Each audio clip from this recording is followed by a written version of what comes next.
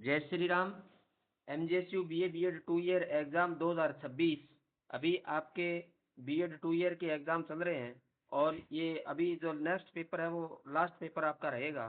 तो MJSU BEd 2 year exam 2026 guess paper के दौरान बीएड सेकेंड ईयर का आज सब्जेक्ट रहेगा नॉलेज एंड करिकुलम।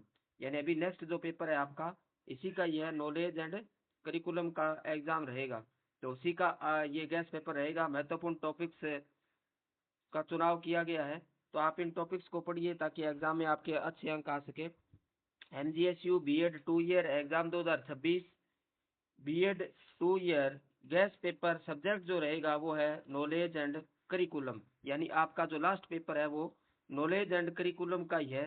तो इसी अपने नॉलेज एंड करिकुलम से संबंधित महत्वपूर्ण टॉपिक से अपने चर्चा करेंगे और आप इस टॉपिक को अवश्य आप पढ़ के आइए ताकि एग्जाम में महत्वपूर्ण टॉपिक्स का चुनाव किया गया है और वो लगभग वहाँ से क्वेश्चन आते हैं।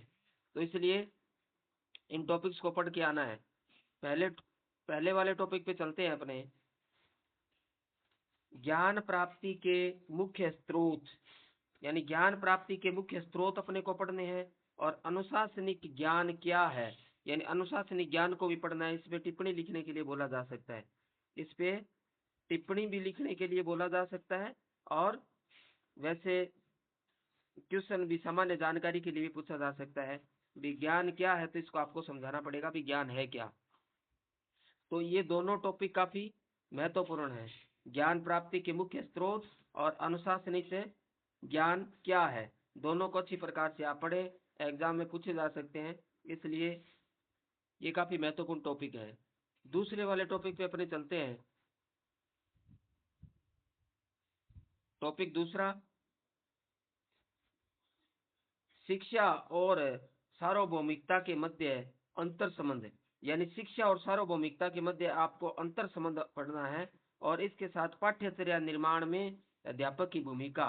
यानी पाठ्यचर्या के निर्माण में अध्यापक की क्या भूमिका होती है तो भूमिका अपने को पढ़नी है। तो एक तो शिक्षा और सार्वभौमिकता के मध्य अंतर संबंध अपने को पढ़ना है और उसके साथ साथ पाठ्यचर्या निर्माण में अध्यापक की भूमिका अपने को पढ़नी है। काफी महत्वपूर्ण है, वेरी वेरी इंपॉर्टेंट।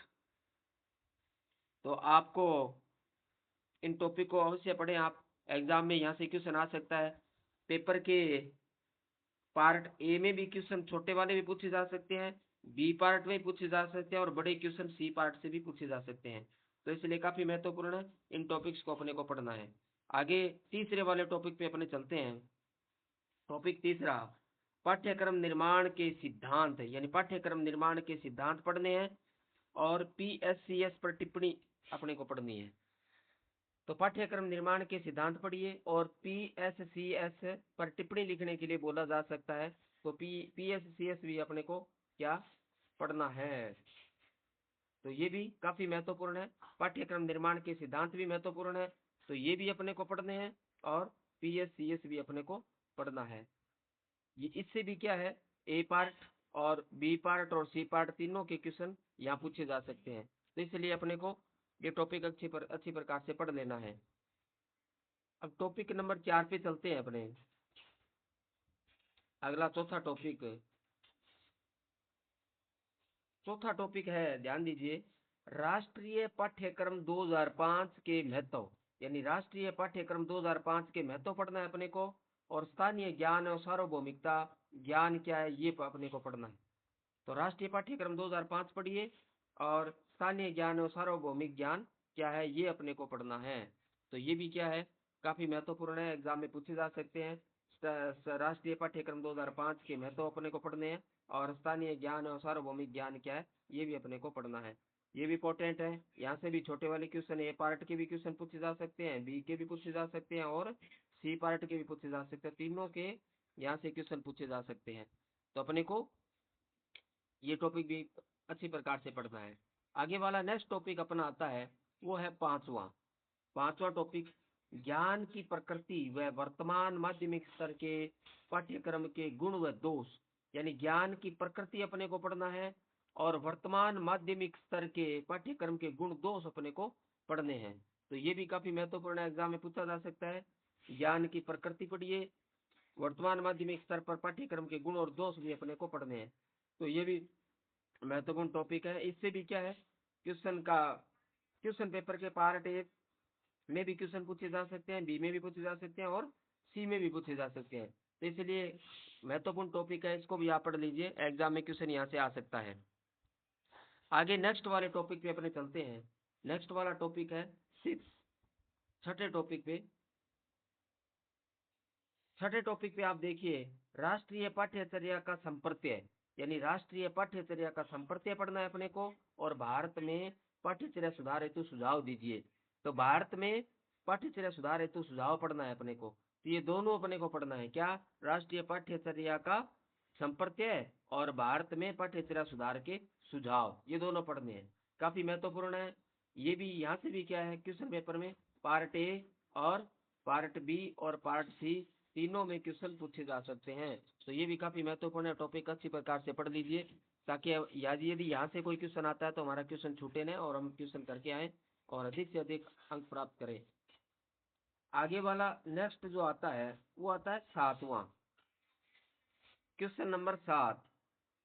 7वां है ज्ञान संबंधी प्रमुख सिद्धांत, यानी ज्ञान संबंधी प्रमुख सिद्धांत पढ़ने हैं अपने को। और नफील्ड की स्कूल शिक्षा में क्या भूमिका है, ये अपने को पढ़ना है। तो ज्ञान संबंधी प्रमुख सिद्धांत पढ़िए और नफील्ड की स्कूल शिक्षा में क्या भूमिका है, ये अपने को पढ़ना है। ये भी काफी क्या है, महत्वपूर्ण टॉपिक है, एग्जाम में पूछे जा सकते हैं, इसलिए अपने को ये दोनों टॉपिक अपने को पढ़ने हैं। यहाँ से बड़ा क्वेश्चन पूछा जा सकता है, क्योंकि लगभग यहाँ से बड़ा क्वेश्चन पूछा जाता है इसी टॉपिक से। तो अपने को बड़े क्वेश्चन की दृष्टि से अपने इनको पढ़ना है, पार्ट सी से क्वेश्चन यहाँ से आ सकता है। आगे वाला नेक्स्ट जो आपका टॉपिक है वो लास्ट टॉपिक है आज के इस पेपर का, 8वां।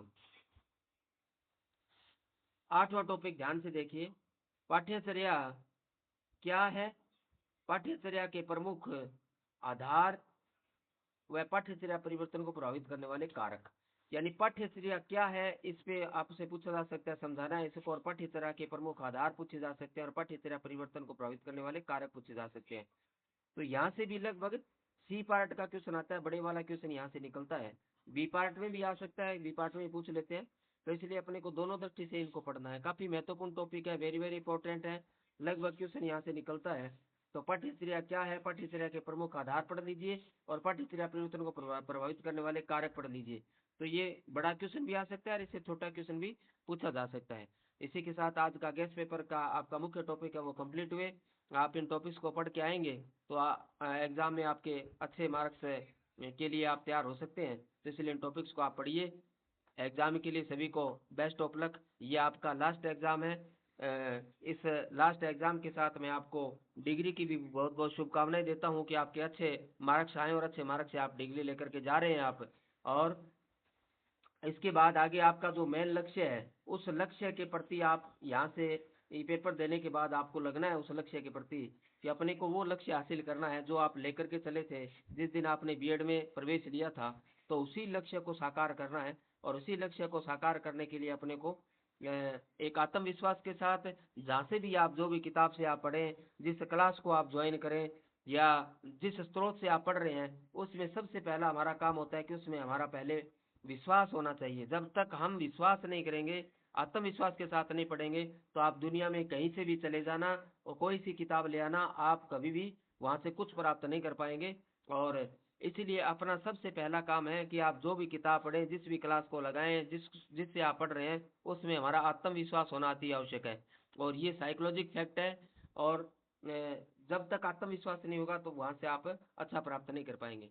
तो आप आत्मविश्वास के साथ लगिए। आपको अग्रिम शुभकामनाएं कि आप जिस कार्य के लिए आप लगेंगे वहां से आपको सफलता प्राप्त हो और अपने जीवन को आप उज्जवल बनाएं, भविष्य को सुंदर बनाएं।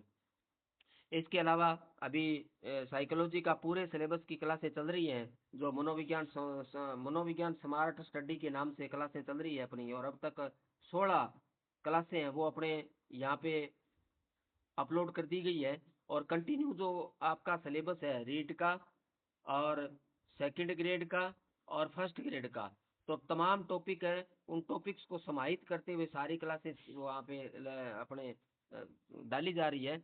तो पूरा सिलेबस लगभग 20-25 क्लासों के अंतर्गत आपका कंप्लीट हो जाएगा। तो मात्र 25 क्लासों में अच्छे फैक्ट के साथ और अच्छी अच्छी किताबों से कंसल्ट करके मैटर वहाँ डाला हुआ है। तो आप अपने शॉर्ट नोट्स भी बना सकते हैं और वहाँ से अपनी तैयारी भी आप कर सकते हैं।